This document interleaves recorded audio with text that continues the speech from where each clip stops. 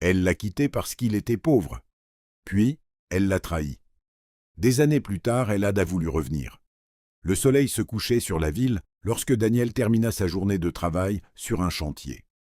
Ses vêtements étaient là couverts de poussière, ses mains portaient les marques des longues heures passées à soulever des charges lourdes. Il était épuisé, mais en rentrant chez lui, une seule pensée lui donnait de la force, Sarah. Cela faisait près de 4 ans qu'ils étaient ensemble. Ils s'étaient promis de traverser les difficultés côte à côte. Daniel n'avait pas beaucoup d'argent. Il vivait dans une petite chambre qu'il louait, travaillait le jour et suivait des formations le soir. Chaque franc qu'il gagnait avait déjà une destination, le loyer, les factures, aider sa mère malade et financer ses projets. Malgré cela, il trouvait toujours un moyen de faire plaisir à Sarah. Une fleur, un livre, une promenade, un repas préparé avec ce qu'il avait. Il lui disait souvent « Je ne suis pas encore l'homme que je veux devenir, mais je travaille chaque jour pour construire notre avenir. Donne-moi un peu de temps. » Sarah souriait. « Je serai toujours avec toi. » Mais les promesses sont parfois mises à l'épreuve. Peu à peu, son entourage commença à influencer son regard. Ses amis publièrent des photos de vacances, de restaurants luxueux et de cadeaux coûteux. Sa mère répétait sans cesse « L'amour ne suffit pas. Tu dois penser à ton avenir. » Son père ajoutait « Daniel est peut-être gentil, mais la gentillesse ne paie pas les factures. » Au début, Sarah défendait Daniel, mais ses remarques revenaient chaque semaine. Chaque repas de famille devenait une comparaison. Chaque sortie avec ses amis lui rappelait ce qu'elle n'avait pas. Puis, un homme entra dans sa vie. Il s'appelait Marc.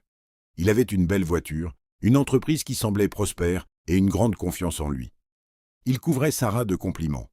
Il lui offrait des cadeaux. Au début, elle gardait ses distances. Puis, elle accepta un café. Ensuite un dîner, puis un autre. Elle se répétait que ce n'était que de l'amitié.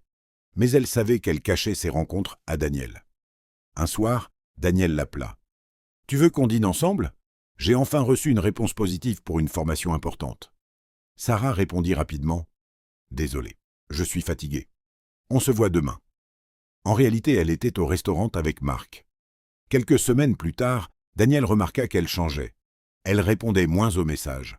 Elle trouvait toujours une excuse. Elle évitait son regard. Son intuition lui disait que quelque chose n'allait pas. Un après-midi, alors qu'il quittait son travail plus tôt, il passa devant un café. À travers la vitre, il aperçut Sarah. Elle riait, assise en face de Marc. Quelques instants plus tard, Marc prit sa main. Daniel resta immobile. Son cœur se serra. Il n'entra pas. Il repartit en silence. Le soir même, il demanda simplement « Est-ce qu'il y a quelqu'un d'autre ?» Sarah resta silencieuse. Puis elle finit par répondre « Oui ». Daniel sentit son monde s'écrouler. « Depuis quand ?»« Depuis quelques semaines. Je suis désolé. Je suis fatigué d'attendre. J'ai besoin d'une vie plus stable. » Ces mots furent plus douloureux que la trahison elle-même. Daniel ne cria pas. Il ne l'insulta pas.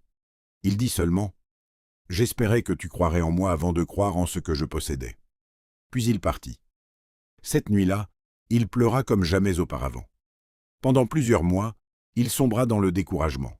Mais un matin, il prit une décision. Au lieu de courir après une personne qui avait choisi un autre chemin, il allait courir après ses objectifs. Il travailla sans relâche. Il développa ses compétences. Il économisa. Il créa une petite entreprise. La première année fut difficile. La deuxième aussi. Mais il refusa d'abandonner. Les contrats commencèrent à arriver.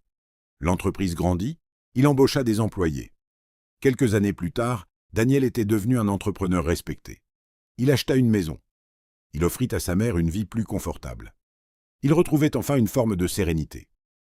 Pendant ce temps, Sarah découvrait une autre réalité. Marc n'était pas l'homme qu'elle imaginait. Derrière les apparences, il était possessif, peu attentionné et infidèle.